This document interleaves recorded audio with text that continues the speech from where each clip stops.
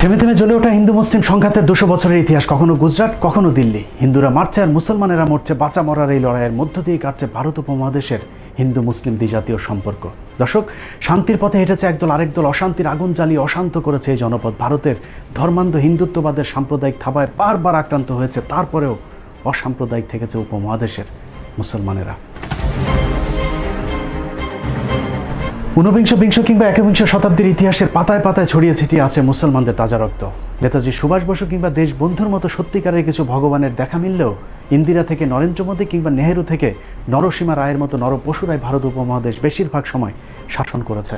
শাসনের নামে শোষণে মুসলমানদেরকে কতটা নিষ্পেষণ সহ্য করতে হয়েছে তার অজানা কিছু ইতিহাস নিয়ে আজকের পর্ব। আপনাদের সাথে আছি আমি ইলিয়াস হুসাইন।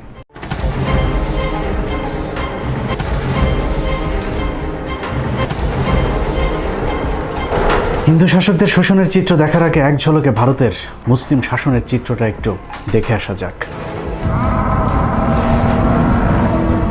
মোহাম্মদ বিন কাসিম, ইখতিয়ার উদ্দিন, মোহাম্মদ বিন বখতিয়ার খিলজি, কুতুবউদ্দিন আইবেক, মোগল বাদশা বাবর, খান জাহান আলী ছাড়াও যেসব অলিয়া উলিয়াদের হাত ধরে ভারত উপমহাদেশের মুসলিম শাসনের গোড়াপত্তন ঘটেছিল, নাম শুনলেই বোঝা যায় তাদের আগমন ঘটেছিল মধ্যপ্রাচ্য থেকে। আরবের এসব বণিকরা বাণিজ্য করতে আসলেও তাদের কারণেই আমাদের নিকট পূর্বপুরুষদের কুসংস্কারাচ্ছন্ন অন্ধকার অসাম্যের ধর্ম ছেড়ে আজ আমরা শান্তির পথে। আরবের এসব বণিকরা শুধু নিতেই আসেনি, দিয়েও গেছেন দুহাত ভরে। গোটা ভারতের আধুনিক সভ্যতার 700 বছরের মুসলিম শাসন আমলের স্থাপত্য আর ঐতিহ্যের উপর ভর করে দাঁড়িয়ে আছে। জীবন্ত কিংবদন্তি ভারতীয় ইতিহাসবিদ গোলাম মর্তুজার মতে, ইসলামের মহান সাম্য ও শান্তির বাণী আরবদের পোশাক, খাবার, ধর্মীয় রীতিনীতি সবই দারুণভাবে আকৃষ্ট করেছিল এদেশীয় হিন্দু অহিন্দু সহ সব শ্রেণীর মানুষদেরকে। ভারতে মুসলমান আসার আগে কি পরিস্থিতি ছিল এটা একটু জানা দরকার। আমি ঐতিহাসিক হিসাবে বা ইতিহাসবিদ হিসাবে বলতে বাধ্য হচ্ছি, ভারতে মুসলমানরা যখন আসেনি আমরা কাপড় পরতে জানতাম না, আমরা বেশিরভাগ থাকতাম উলঙ্গ। অর্থাৎ টপ র্যাঙ্কের আমাদের যারা ধর্মগুরু ছিলেন তারা ল্যাংটো হয়ে থাকতেন, উলঙ্গ। এবং তারা ল্যাংটো হয়ে শুধু থাকতেন না, ছাই মাখতেন, ভস্য মাখতেন। যদি বলে কেন ভস্য মাখতে, শীতকালে ঠান্ডা লাগতো না, ভস্য মাখলে ঠান্ডা লাগে না, লোমকূপগুলো ভর্তি হয়ে যায়। আজও যদি ভারত আপনি ঘরেন, তা এখনো কিছু পুরো উলঙ্গ সাধু সন্ন্যাসী দেখতে পাবেন না, উত্তর দিন, পুরো উলঙ্গ। উলঙ্গ ভারতের অসভ্য জাতিকে শুধু মুসলমান শাসকেরা সভ্য হতেই শেখায়নি, হিন্দুদের সব বিপদে পরম বন্ধু হয়ে পাশে দাঁড়িয়েছে হাজী শরীয়তুল্লাহ তিতুমির আর দুদু মিয়ারা। ভারতের রাজধানী দিল্লির ইন্ডিয়া গেট।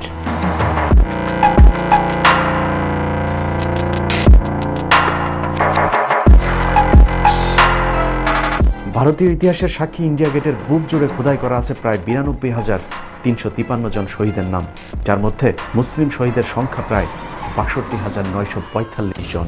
তারপরেও ইতিহাস বিকৃতির মধ্য দিয়ে মুসলিম নায়কদেরকে হিন্দুদের চোখে সবচেয়ে খলনায়ক বানানো হয়েছে। কথায় কথায় উগ্র হিন্দুরা যাদেরকে পাকিস্তানে চলে যাবার কথা বলে, সেই মুসলিম বীরদের বীরত্বের চিত্রটা দেখলেই পরিষ্কার হয়ে যাবে আসলে ভারত উপমহাদেশে মুসলমানদের অবদান কি। বাংলার যে স্বাধীন নবাবের সময় ভারত পরাধীন হয়েছিল তিনাকে দিয়ে শুরু করি। ভারতের স্বাধীনতা রক্ষায় প্রথম শহীদের নাম নবাব সিরাজউদ্দৌলা, যিনি একজন মুসলিম। মির্জাফরের বিশ্বাসঘাতকতায় 1757 সালের 23শে জুন পলাশির যুদ্ধে নবাব সিরাজউদ্দৌলার পতনের পর যিনি ইংরেজদের বিরুদ্ধে প্রথম অস্ত্র হাতে তুলে নিয়েছিলেন, তিনি মীর জাফরেরই জামাতা মীর কাসিম, তিনিও একজন মুসলমান। 1764 সালে বক্সারের যুদ্ধে মীর কাসিমের পরাজয়ের মধ্য দিয়ে মুসলিম শাসনের পরিসমাপ্তি ঘটে, আর সেই সাথে ডুবে যায় ভারত উপমহাদেশের স্বাধীনতার শেষ আলোটুকু।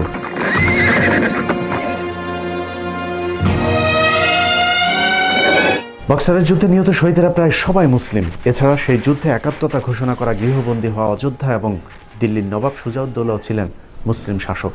এরপরই 1765 সালে ব্রিটিশদের দীর্ঘ প্রতীক্ষিত দেওয়ানির সুবিধা লাভ করার পর শুরু হয় 200 বছরের অত্যাচার আর নির্যাতনে ভরা শাসনের নামে ইংরেজদের শোষণ। জমিদারি সুবিধা পেয়ে হিন্দু জমিদাররা সেই শাসন মেনে নিল, মুসলিমরা বিদ্রোহ চালিয়ে যেতে থাকে। নবাবী শাসন আমলে মাইনা হিসেবে রাজ্যের সৈনিকদের যেসব লাখেরাজ সম্পত্তি দেওয়া হয়েছিল, ইংরেজরা শুরুতেই সেই সম্পত্তি কেড়ে নেয়, যার ফলে এইসব সৈন্যরা নিঃস্ব ফকির হয়ে যে আন্দোলন শুরু করেছিল তাকে ইতিহাসে বলা হয় ফকির বিদ্রোহ। বাংলার জীবন্ত ইতিহাস শেরে বাংলা বইয়ের 44 পৃষ্ঠায় উল্লেখিত তথ্য অনুযায়ী ফকির বিদ্রোহে মোট 83,000 মুসলিম সৈন্য অংশ নিয়েছিলেন। মুসলিম শাসকদের নামে মাত্র খাজনার পরিবর্তে কোম্পানির অস্বাভাবিক খাজনা বৃদ্ধির ফলে দিশেহারা হয়ে ভারতের কৃষকেরা কৃষক আন্দোলন শুরু করেন। থেমে থেমে 1800 সাল পর্যন্ত চলা তীব্র সেই আন্দোলনের মূল নেতৃত্বে ছিলেন ফকির মজনু শাহ, চেরাগ আলী, মুসা শাহ, শের আলী, যাদের সবাই প্রায় মুসলমান। 19বিংশ শতাব্দীর শুরুতেই শুরু হয় হাজী শরীয়তুল্লাহর ফরায়েজি আন্দোলন। তিনার মৃত্যুর পর তার সুযোগ্য পুত্র হাজী মোহাম্মদ মহসিন ওরফে দুদু মিয়া ফরায়েজি আন্দোলনকে আরও বেগবান করেন। তবে হিন্দু জমিদারদের সহায়তায় ইংরেজদের ব্যাপক দমন পীড়নে সেই আন্দোলনও খুব বেশি দূর যেতে পারেনি। মুসলিম আত্মত্যাগের আরেক বীর শহীদের নাম তিতুমির। 1831 সালের 19 নভেম্বর বারাসাত জেলার নারকেল বাড়িয়ায় ঐতিহাসিক বাঁশের কেল্লায় শহীদ হন তিতুমির সহ তার সঙ্গীরা। তিতুমির শহীদ হবার পর একই সালের মে মাসে শুরু হওয়া ওয়াহাবি আন্দোলনের পরিসমাপ্তি ঘটে বালাকোটে সৈয়দ আহমেদের শহীদ হওয়ার মধ্য দিয়ে। বন্দুকের গুলির কার্তুজে গরু ও শূকরের চর্বি ব্যবহারের প্রতিবাদে 1857 সালের 29 মার্চ সিপাহী বিদ্রোহ শুরু হয়, যার নেতৃত্বে ছিলেন মুঘল বাদশাহ দ্বিতীয় বাহাদুর শাহ। বিদ্রোহের অপরাধে বাহাদুর শাহকে বর্তমান মিয়ানমারের রেঙ্গুনে নির্বাসিত করা হলেও বিদ্রোহ থামেনি, বরং যুদ্ধ আরও বেগবান হয়েছে। অনেক ইতিহাসবিদের মতে 1857 সালের সিপাহী বিদ্রোহ ভারত উপমহাদেশের প্রথম স্বাধীনতা যুদ্ধ। কিন্তু হিন্দু জমিদারদের গাদ্দারির কারণে পরাজিত হতে হয়েছে স্বাধীনতার সেই যুদ্ধেও। হিন্দু জমিদারেরা বিভিন্ন জায়গায় স্বাধীনতাকামী মুসলমানদেরকে ধরে ইংরেজদের হাতে তুলে দেয়। জমিদারদের সহায়তায় তৎকালীন পূর্ব বাংলায় নেতৃত্ব দেওয়া মুসলিম বীর সিপাহী রজব আলীকে তার বাহিনী সহ গণফাঁসি দেওয়া হয়, যার প্রমাণ এখনও ঢাকার বাহাদুর শাহ পার্কে গেলে পাওয়া যাবে। এছাড়া ব্রিটিশ বিরোধী প্রতিটি আন্দোলনে মুসলিমরা সামনে থেকে নেতৃত্ব দিয়েছেন। তারপরেও ভারতের স্বাধীনতার জনক কোনো মুসলমানকে করা হয়নি, বরং সেই উপাধি দেওয়া হয়েছে মহাত্মা গান্ধীকে, যিনি 1916 সাল পর্যন্ত ভারতেই ছিলেন না। আর এখনকার হিন্দু নেতারা তো বলে বেড়াচ্ছেন মুসলমানদের কোনো বাঁচার অধিকারই থাকতে নেই। We know where the Muslim population is large, there's always trouble because the Islamic ideology says so. If Muslims become more than 30%, that country is in danger. সেই সময়ের সিপাহী বিদ্রোহে কত মানুষকে হত্যা করা হয়েছে এবং তারা কারা ছিলেন, তাদের পরিচয় কি, তাদের ধর্মীয় পরিচয় কি, ইতিহাস বলছে যে তাদের মেজর অংশ, তাদের বেশিরভাগ অংশ ছিল মুসলিম। আজকের মুসলমানদেরকে বলা হয় তোমাদের কোনো অবদান নেই। এই বিকৃত ইতিহাস সম্পর্কে দেশবাসীকে সাবধান থাকতে হবে। কখনো কি চিন্তা করেছেন সম্রাট বাবর, শাহজাহান আর আওরঙ্গজেবদের 700 বছরের শাসন আমলের পরেও কেন হঠাৎ করেই মুসলমানদের এত অধপতন হলো, আর কেনই বা হিন্দুদের অস্বাভাবিক এমন উত্থান হলো ভারতবর্ষে? 1757 থেকে 1857, 100 বছর ইংরেজরা মেরেছে, মুসলিমরা মরেছে। আর সুযোগ সন্ধানী হিন্দু ব্রাহ্মণরা পেয়েছে শিক্ষা, চাকরি, আর সেই সাথে মুসলিমদের কাছ থেকে ইংরেজদের কেড়ে নেয়া জমিদারি। ভারতের মহারাষ্ট্র সরকার প্রকাশিত ভারতীয় সংবিধানের জনক বি.আর. ডক্টর আম্বেদকর রচনাবলীর 8ম খণ্ডের 305 নম্বর পৃষ্ঠায় উল্লেখ করা হয়েছে 1812 সাল থেকে 1814 সাল পর্যন্ত ইংরেজরা একটি জরিপ করে দেখেন কাদেরকে এদেশে কুকুরের মতো ব্যবহার করা যাবে। সেই রিপোর্ট অনুযায়ী ব্রাহ্মণদের সবচেয়ে প্রভুভক্ত হিসেবে উল্লেখ করা হয়। রিপোর্টের একটি গুরুত্বপূর্ণ উক্তি ঠিক এই রকম: in most part of the country the Brahmin and the beggar are the synonymous. অর্থাৎ ব্রাহ্মণরা এতটাই তেলবাজ ছিল যে তাদেরকে ভিক্ষুকের সাথে তুলনা করা হয়েছিল। এভাবেই কুকুরের মতো হিন্দুরা ইংরেজ মনিবদের কাছে যেতে থাকে, আর মুসলমানদের সাথে ইংরেজদের বাড়তে থাকে দূরত্ব। কিন্তু ব্যাক টু ব্যাক মুসলিম বিদ্রোহের দিশেহারা ইংরেজরা চিন্তা করলো ভারতের টিকে থাকতে হলে মুসলমানদেরকে শিক্ষা ও চাকরিতে টানতে হবে। লর্ড ম্যাকুলের নেতৃত্বে 1854 সালে একটি শিক্ষা কমিশন গঠন করা হয়। কমিশনের পরামর্শ অনুযায়ী 1858 সালে ব্রিটিশ সম্রাজ্ঞী মহারানী ভিক্টোরিয়া শিক্ষা কমিশনকে হিন্দু মুসলিম সবাইকে সমানভাবে শিক্ষা ও চাকরিতে সুযোগ দেবার আদেশ দেন। মুসলমানদের একাংশ নারীর সে সিদ্ধান্ত মেনে নিলে ভারত উপমহাদেশে শুরু হয় নতুন আরেক অধ্যায়ের। মুসলিমরা যখন হিন্দুদের স্বার্থপরতা বুঝে নিজেরাও শিক্ষা, চাকরির সুবিধা নিতে রাজি হয়, তখনই একে একে বের হতে থাকে হিন্দুদের আসল হিংসাত্মক চরিত্র। বিদ্যালয়গুলোতে মুসলিম ও নিচু বর্ণের হিন্দুরা পড়াশোনা করতে চাইলেও সেখানে বাধা দেয় হিন্দু ব্রাহ্মণরা। ব্রাহ্মণদের এই বৈষম্য দেখে জাস্টিস স্যার সৈয়দ আমির আলী 1857 সালে বেসরকারিভাবে মুসলিমদের জন্য অ্যাংলো মোহামেডান স্কুল প্রতিষ্ঠা করেন, যেখানে মুসলমানদের পাশাপাশি হিন্দু নিচু বর্ণের মানুষদেরকেও পড়াশোনার সুযোগ দেওয়া হয়। আর এতে আরও ক্ষিপ্ত হয়ে ওঠে হিন্দু ব্রাহ্মণরা, কারণ সে সময় নিচু জাতের হিন্দুদের জন্য বিদ্যা অর্জন তো দূরের কথা, ধর্মীয় গ্রন্থ ছুঁয়ে দেখাও নিষিদ্ধ ছিল। মুসলমানদের শায়েস্তা করতে 1885 সালে হিন্দুরা জাতীয় কংগ্রেস নামে প্রথম ধর্মের ভিত্তিতে সাম্প্রদায়িক একটি রাজনৈতিক সংগঠন গড়ে তোলে। আর সেই সংগঠন থেকে মুসলমানদের শিক্ষার বিরুদ্ধে তীব্র আন্দোলন শুরু করে হিন্দু ব্রাহ্মণরা। পাল্টাপাল্টি অবশ্য নিজেদের শিক্ষার অধিকার রক্ষায় সৈয়দ স্যার আহমেদ আলীগড়ে গড়ে তোলেন Anglo Indian Mohammedan educational association, যা পরবর্তীতে মুসলিম লীগ নামে রাজনৈতিক দলে আত্মপ্রকাশ করে। কিন্তু আগে থেকে শিক্ষায় এগিয়ে থাকা সংখ্যাগরিষ্ঠ হিন্দুদের হিংসাত্মক তৎপরতার সাথে পেরে ওঠা যাচ্ছিল না, যার ফলে বাধ্য হয়ে পূর্ববঙ্গের মুসলিম নেতা নওয়াব স্যার সলিমুল্লাহ, শেরে বাংলা একে ফজলুল হক, নবাব ভিকারুল মুলকরা বঙ্গভঙ্গের দাবি তোলেন। দাবি মেনে লর্ড কার্জন ঢাকাকে রাজধানী রেখে 1905 সালে বঙ্গভঙ্গ করলে পূর্ব বাংলার মুসলমানেরা এগিয়ে যেতে থাকে। পরের 6টি বছর হিন্দুদের ভয়ঙ্কর এক রূপ দেখেছে ভারতীয় উপমহাদেশ। হিন্দুদের ব্যাপক বিক্ষোভের পর 2011 সালে বঙ্গভঙ্গ রদ করা হলো। পূর্ব বাংলার মুসলিম নেতা নবাব স্যার সলিমুল্লাহ ঢাকাতে অন্তত একটি বিশ্ববিদ্যালয়ের দাবি তোলেন। লর্ড হার্ডিঞ্জ সেই দাবি মেনে নিলে হিন্দুরা সেটারও বিরোধিতা করেন, আর যার নেতৃত্বে ছিলেন আমাদের সবার প্রিয় রবীন্দ্রনাথ ঠাকুর। রবীন্দ্রনাথের নাম শুনে অনেকেরই কপাল হয়তো মাথায় উঠতে পারে, কিন্তু ইতিহাস কখনো মুছে ফেলা যায় না। মুসলিম শিক্ষা এবং ঢাকা বিশ্ববিদ্যালয়ের বিরুদ্ধে রবীন্দ্রনাথের নেতৃত্বে ব্যাপক সেই আন্দোলনের অংশ হিসেবে 1912 সালে কলকাতার গড়ের মাঠে বিশাল এক জনসভার ডাক দেওয়া হয়। সেই জনসভায় রবীন্দ্রনাথ ঠাকুর, ঈশ্বরচন্দ্র বিদ্যাসাগর এবং RSS সমর্থিত রাজনৈতিক দল হিন্দু মহাসভার প্রতিষ্ঠাতা সভাপতি শ্যামাপ্রসাদ মুখার্জির পিতা আশুতোষ মুখার্জির নেতৃত্বে হিন্দুদেরকে সাম্প্রদায়িকভাবে খেপিয়ে তোলা হয়। ঢাকা বিশ্ববিদ্যালয় প্রতিষ্ঠার বিরুদ্ধে সশস্ত্র সে আন্দোলনে ব্রিটিশ আমলাদের খুন করার পাশাপাশি হিন্দুদের 7 জন সন্ন্যাসী আত্মাহুতি দেয়। যদিও এসব ঘটনাকে বানোয়াট বলে দাবি করে ভারতীয় অনেক এদেশীয় দালাল। যে মিটিংয়ে রবীন্দ্রনাথের বিরোধিতা করার কথা বলা হয়, এটা নিয়ে গবেষণা করে দেখা গেছে যে রবীন্দ্রনাথ তখন পূর্ব বাংলায় ছিলেন, তিনি কলকাতাতেই ছিলেন না 2 দিন। তো কাজেই আপনার এগুলো সব মিথ্যাচার। এবার ভারতীয় হিন্দুদের মুখে শোনা যাক কলকাতার গড়ের মাঠের সেই জনসভায় রবীন্দ্রনাথ ছিলেন কিনা। সেই গড়ের মাঠে 1912 সালের মার্চ মাসে গড়ের মাঠে সেই মিটিংয়ের এর থেকে অনেক বড় ডায়াস হলো, তার সভাপতি হলেন বিশ্বকবি রবীন্দ্রনাথ ঠাকুর। কিসের জন্য মিটিং জানেন? মিটিংটা হলো ইংরেজ গভর্নমেন্ট তখন প্রস্তাব দিয়েছে ঢাকাতে একটা ইউনিভার্সিটি করবে, বিশ্ববিদ্যালয় ঢাকাতে, তখন কলকাতায় আছে। সেখানে প্রস্তাব পাশ হচ্ছে ঢাকাতে যেন বিশ্ববিদ্যালয় ইংরেজ গভর্নমেন্ট না করে। কেন বলেন তো? সেখানে বিশ্ববিদ্যালয় হলে মুসলমানরা লেখাপড়া শিখবে। কারো মুখের কথা বিশ্বাস না করলেও চলবে। 1912 সালের 18 মার্চ গড়ের মাঠের সেই জনসভায় সভাপতি ছিলেন রবীন্দ্রনাথ নিজে, যার প্রমাণ কলকাতা ইউনিভার্সিটি রিপোর্ট B4 এর 130 নম্বর পৃষ্ঠায় সংরক্ষিত সভাপতির ভাষণ। রবীন্দ্রনাথের ঐতিহাসিক সেই ভাষণের একটি জায়গায় তিনি বলেছিলেন, চাষার ছেলেরা যদি বিশ্ববিদ্যালয়ে পড়ে তাহলে ক্ষেত খামারে কামকাজ করবে কারা। শুধু এটাই নয়, শ্রী নীরজ চৌধুরীর the autobiography of unknown India বইয়ের তথ্যানুযায়ী রবীন্দ্রনাথ মুসলিমদের বিদ্রুপ করে বলতেন, মুসলমানরা হচ্ছে লাইভ স্টক, গৃহপালিত পশু। কিন্তু সেই ইতিহাস এখন আর কেউ পড়ে না। 1971-এর পর বদলে যায় সবকিছু। চরম মুসলিম বিদ্বেষী রবীন্দ্রনাথ এখন আমাদের প্রাণের কবি। দুর্গাকে উদ্দেশ্য করে যার লেখা কবিতাটাই এখন আমাদের জাতীয় সঙ্গীত। হিন্দুদের মা দুর্গাকে নিয়ে লেখা যে কীর্তনকে আমরা জাতীয় সঙ্গীত হিসাবে গেয়ে থাকি, সেটার মূল গান 25 লাইনের। 1905 সালে লেখা একটি গানকে হাস্যকরভাবে 1971 সালে স্বাধীন হওয়া একটি দেশের জাতীয় সঙ্গীতের স্বীকৃতি দেওয়া হয়। উইকিপিডিয়ার তথ্য অনুযায়ী যে গানের সুর আবার চুরি করা হয়েছিল গগন হারকরা নামের এক লোকসঙ্গীতের শিল্পীর গাওয়া গান থেকে। সেটা তো সমস্যা নেই, মূল সমস্যা হলো হিন্দুদের মা দুর্গাকে নিয়ে লেখা গানের বিশেষ যে কয়টি লাইন বাদ দেওয়া হয়েছে, সে লাইনগুলো পড়লেই সবার কাছে পরিষ্কার হয়ে যাবে এটা আসলে বাংলাদেশের জাতীয় সঙ্গীত নাকি আমাদেরকে দিয়ে কৌশলে মূর্তির গুণগান করানো হচ্ছে।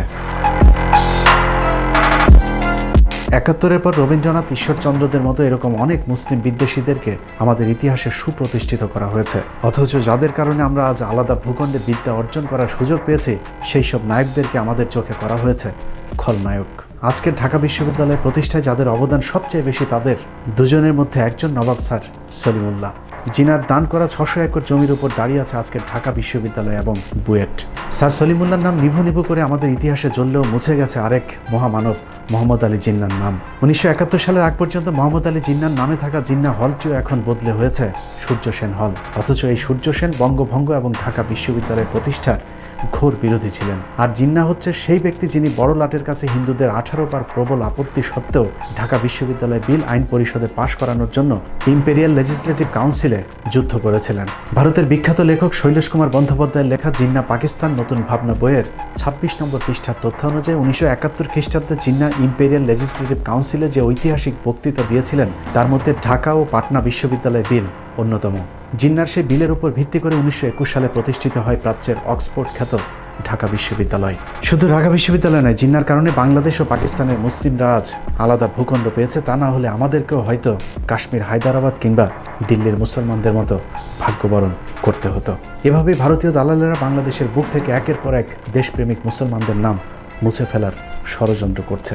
মুক্তিযুদ্ধের বিজয়ের মুহূর্তে ভারতীয় জেনারেল অরোরাকে রাখা হলেও রাখা হয়নি বাংলাদেশের সর্বাধিনায়ক জেনারেল ওসমানী কিংবা কোনো সেক্টর কমান্ডারকে।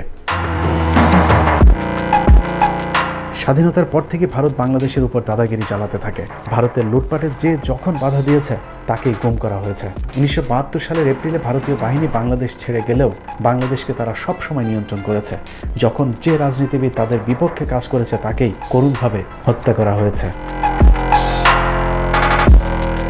অভিযোগ আছে বঙ্গবন্ধু হত্যাকাণ্ড ভারতের পরোক্ষ মদত ছিল। যুদ্ধের পর বাংলাদেশের উপর ভারতের একক আধিপত্য মেনে না নেওয়া, বিভিন্ন দেশ থেকে আসা ত্রাণের হিসাব চাওয়া, এপ্রিলের মধ্যে ভারতীয় সেনাবাহিনীকে বাংলাদেশ ছাড়তে বাধ্য করা এবং ভুট্টোকে রাষ্ট্রীয় অতিথি হিসেবে বাংলাদেশে আনা সহ বেশ কয়েকটি বিষয়ে শেখ মুজিবের সাথে ভারতের সম্পর্কের টানাপোড়েন হয়। যে কারণে 15 আগস্টের সেনা বিদ্রোহের বিষয়টি ভারতীয় হাইকমিশন দিল্লিকে জানালেও মুজিবকে কেউই অবগত করেনি।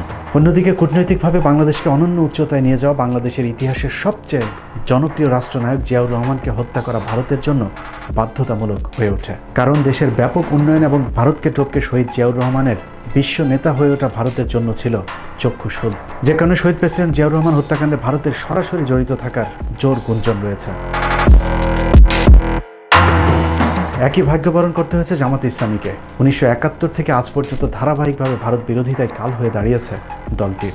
যে কারণে জামায়াতের সিনিয়র নেতাদের পাশাপাশি মাওলানা দেলোয়ার হোসেন সাইদি এবং শহীদ কাদের মোল্লাকেও ফাঁসানো হয়েছে। অথচ 71 সালে শহীদ কাদের মোল্লা বিশ্ববিদ্যালয়ের প্রথম শ্রেণীর একজন শিক্ষার্থী। তার মতো সরল লোক আর ভালো লোক খুব এই পৃথিবীতে কমই আছে। এছাড়াও বিএনপি নেতা ইলিয়াস আলী, সালাউদ্দিন আহমেদ সহ অসংখ্য রাজনৈতিক নেতাদেরকে ভারত তাদের স্বার্থে গুণ করেছে। শুধু রাজনৈতিক নেতা নয়, সেনাবাহিনীর দেশপ্রেমিক অফিসারদেরকেও পিলখানায় কথিত বিদ্রোহের নামে পরিকল্পিতভাবে হত্যা করা হয়েছে। সেনাবাহিনীর যেসব অফিসাররা সেই হত্যাকাণ্ডের বিচার চেয়েছেন তাদেরকেও গুম কিংবা চাকরিচ্যুত করে দেশান্তরী করা হয়েছে। যেহেতু এই 25শে ফেব্রুয়ারি 2009 সালের আমি একজন উইটনেস, তো অনেকদিন চুপ ছিলাম এবং নিশ্চুপ থেকে হঠাৎ করে মনে হলো যে আসলে একটা মোরাল রেসপন্সিবিলিটি আছে, যে কিছু বলা দরকার। অ্যাটলিস্ট কিছু যেগুলো দেখেছি এগুলো যদি না বলি তো একটা সময় আসবে যখন এই ধরনের লোকের সংখ্যা কমে যাবে। যে এক্সপিরিয়েন্স আমরা ইতিমধ্যে বিভিন্ন ঘটনা থেকে আমাদের দেশে আমরা পেয়েছি। এখানে আসলে ইনভেস্টিগেশনের আর কিছু বলার নাই। 11,000 পাতার ইনভেস্টিগেশন পরে আসছে, এমন 800 পাতায় না সামথিং, অনেক কিছু জমা দেওয়া হয় নাই। অনেকগুলো হার্ড এভিডেন্সই ডিনাই করা হয়েছে। অনেকের সিসিটিভি ফুটেজ আছে, যে সিসিটিভি ফুটেজগুলা সিডি বা কেস ডায়েরি দেওয়া হয় নাই।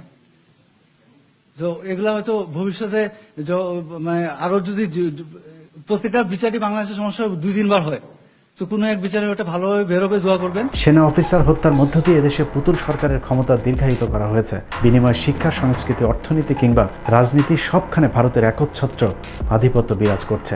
ভারত বিরোধী কথা বলাই এখন আমাদের জন্য সবচাইতে স্পর্শকাতর বিষয়। কথা বলেছিলাম এনআরসি নিয়ে, এটা আপনারা অনেকে জানেন না, আমি বলার সুযোগ পাইনি, যে আপনাদের একটু জানা দরকার। যে একজন ঊর্ধ্বতন গোয়েন্দা সংস্থার লোক আমাকে বলেছিল, নূর তুমি তো ইদানিং ভালো কথা বলো, তবে এভাবে সরকারের বিরোধিতা করে তো টিকতে পারবা না। আর এনআরসি ভারতের বিষয়, এগুলো নিয়ে তুমি কথা না বলাটাই বেটার। দ্যাট মিনস সে কিন্তু আগে থ্রেট দিত, এখন থ্রেট না, জেন্টেল ওয়েতে কিন্তু থ্রেট দিয়ে দিয়েছে যে এটা নিয়ে কথা না বলা বেটার। দ্যাট মিনস আমাকে কিন্তু নিষেধ করে দিছে। শেখ মুজিব থেকে জিয়াউর রহমান, শহীদ আব্দুল কাদের মোল্লা থেকে আবরার ফাহাদরা যখন জীবন দিয়েছে তখন আমরা ভারতের বিপক্ষে চুপ ছিলাম, কিন্তু একটু ভেবে দেখুন, কাল আমি, তারপর দিন হয়তো আপনার পালা। এভাবে একের পর এক দেশপ্রেমিক মানুষগুলো হারিয়ে যাবে বাংলার বুক থেকে। একটি বাংলাদেশ তুমি জাগ্রত জনতার, জাগ্রত সেই জাতি আজ ঘুমিয়ে আছে। ঘুমন্ত সেই জাতির ঘুম ভাঙানোর ক্ষমতা হয়তো আমার আপনার মতো দু একজনের নেই, তারপরেও গেয়ে যাব গানে গানে, আমরা হয়তো হারিয়ে যাব, কিন্তু এই প্রান্তরে আসা নতুন কোনো পাখির ঘুম ভাঙানিয়া গানে হয়তো একদিন জেগে উঠবে হযরত শাহজালাল, শাহপরাণ, শাহ মাকদুমদের উত্তরসূরিরা। আল্লাহ হাফেজ।